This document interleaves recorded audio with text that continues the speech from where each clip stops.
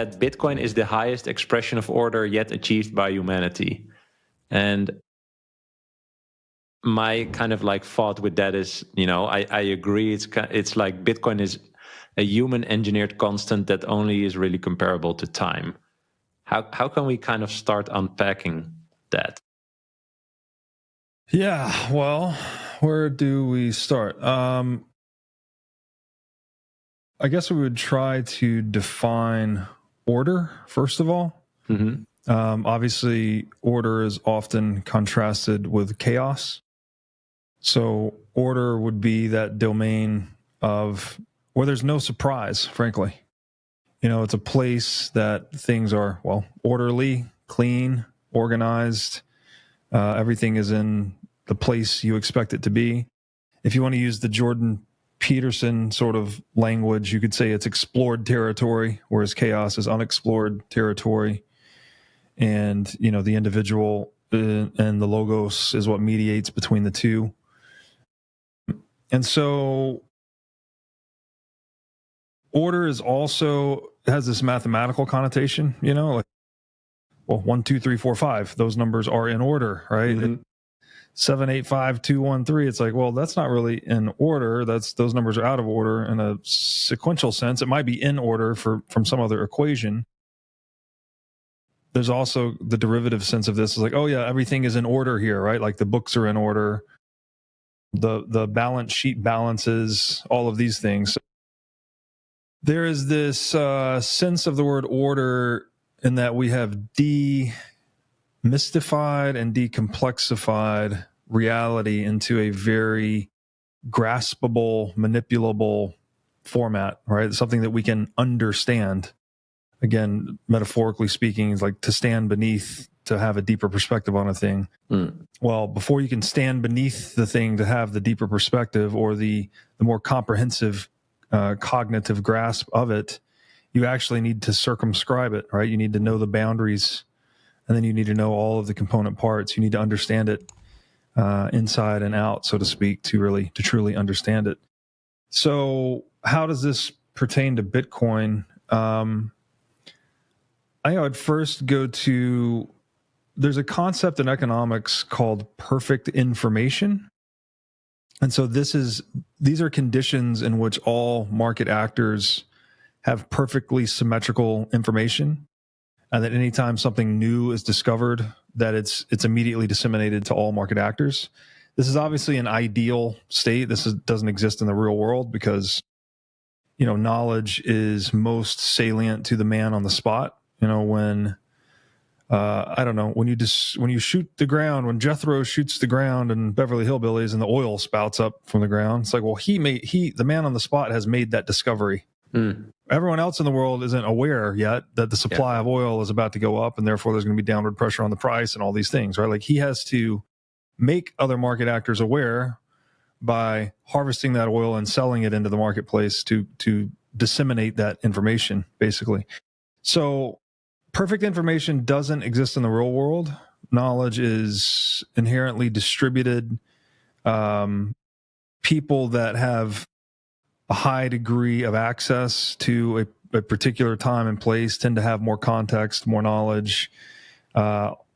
Experience itself, as in when you develop a skill, these things they're embodied, right? You can't just read a book on how to ride a bicycle, for instance, right? You need to actually go out and move your body and really code this action pattern into your body to be able to ride a bike. So information is naturally distributed and not evenly distributed. So it's not, the real world is composed of imperfect information, but there's this ideal in economics called perfect information, where everyone basically has access to equal information at all times. And this underpins another ideal in economics called perfect competition, where basically all profits are competed away, because profits only occur where there's an asymmetry of knowledge, basically, or access. Yeah.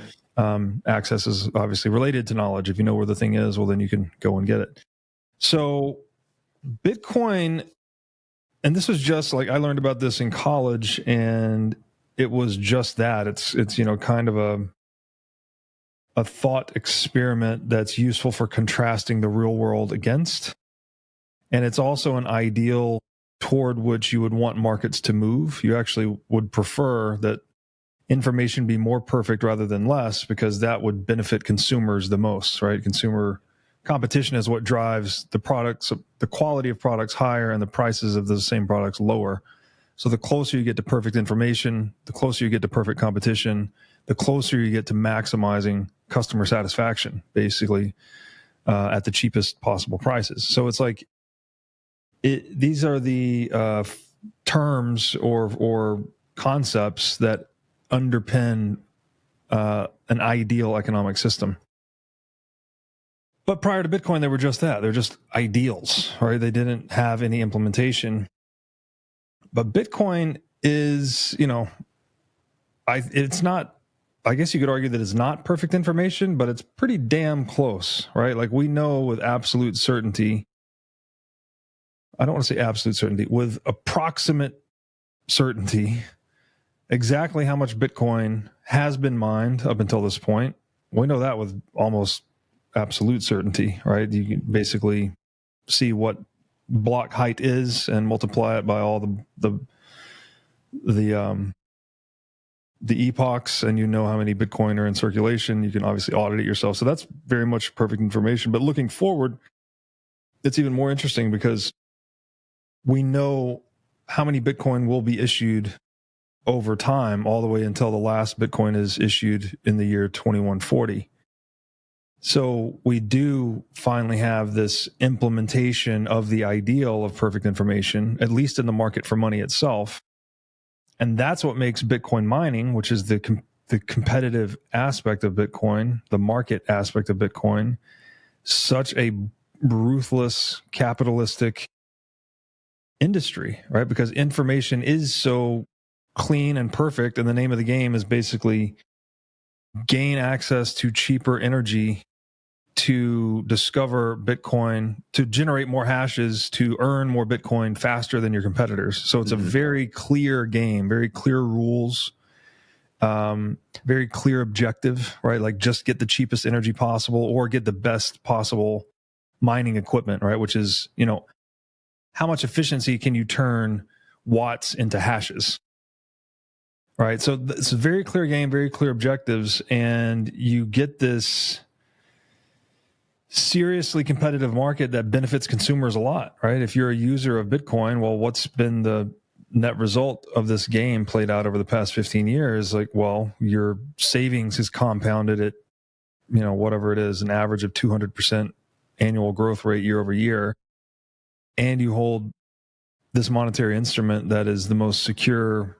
It's basically a share in the most secure computing network in the history of the human race. And you are also afforded this virtual certainty that whatever fraction of the total Bitcoin money supply you have, right? If you have 1,000 Bitcoin out of a possible 21 million, well, that your fraction will never be diluted, right? You have this kind of perfect information, if you will, form or guarantee, if you want to call it that the amount of the money supply you hold on a pro rata basis will never be diluted. Now, it might be increased. If someone burns a certain amount of Bitcoin, well, then you get kind of a pro rata increase in your purchasing power.